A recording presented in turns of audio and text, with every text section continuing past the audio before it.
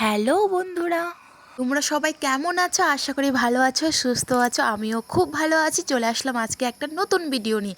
তো আজকে আর blog video না, আজকে একটা তোমাদের সঙ্গে খুব সুন্দর খাওয়ার জিনিস শেয়ার করব। তো আজকে চলে আসি বাঁধাকপির পরোটা। তো বাঁধাকপির পরোটা আমি মোবাইলে দেখেছিলাম, ইউটিউবে ভাবছিলাম বানাবো। তো আজকে চলে আসলাম বানাতে। তো প্রথমে এই বাঁধাকপিটাকে আমি ছেঁচে নিয়েছি। নিয়ে নেওয়ার পরে তারপরে এদিকে আমি কড়াইয়ে গরম তেল করতে দিলাম, আর ওটার মধ্যে হচ্ছে একটু জিরা ফোড়ন দিয়েছি, আর দিয়ে দিলাম পেঁয়াজ কুচি আর রসুন কুচি, কাঁচা লঙ্কা কুচি দিয়ে একটু লাল লাল করে ভেজে নিয়ে তারপরে বাঁধাকপিটা দিয়ে দিলাম। বাঁধাকপিটা দিয়ে একটু নাড়াচাড়া করে ওর মধ্যে দিয়ে দিলাম জিরা গুঁড়ো আর হচ্ছে ধনিয়া গুঁড়ো, আর দিয়ে দিলাম গরম মশলা গুঁড়ো, তারপরে দিয়ে দিলাম একটু চাট মশলা। চাট মশলা দিলে না মানে খেতে যা লাগবে না, অসাধারণ, খুবই খুবই টেস্টি লাগবে। চাট মশলাটার জন্য গোটা ফ্লেভারটা একদম চেঞ্জ।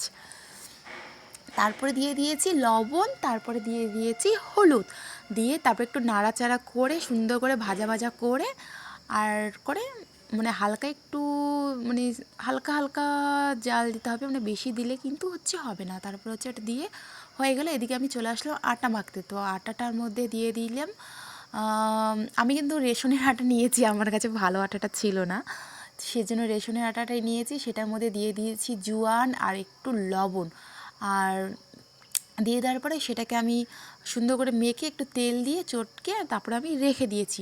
আর আটাটা কিন্তু একদম নরম নরম করে ভাজতে হবে, বেশি টাইট ভাজলে কিন্তু রুটিটা ফেটে যাবে, ভালো হবে না খেতে।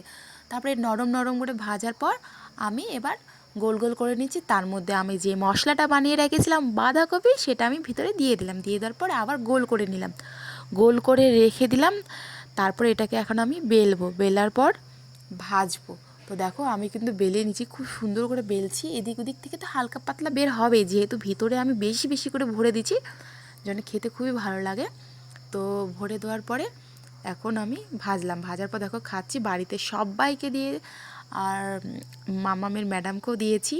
তো সবাই বলছে খুব সুন্দর হয়েছে। আর দেখো আমি খেয়ে তোমাদেরকে বলছি কেমন হয়েছে। আর মাম্মামও খেলো।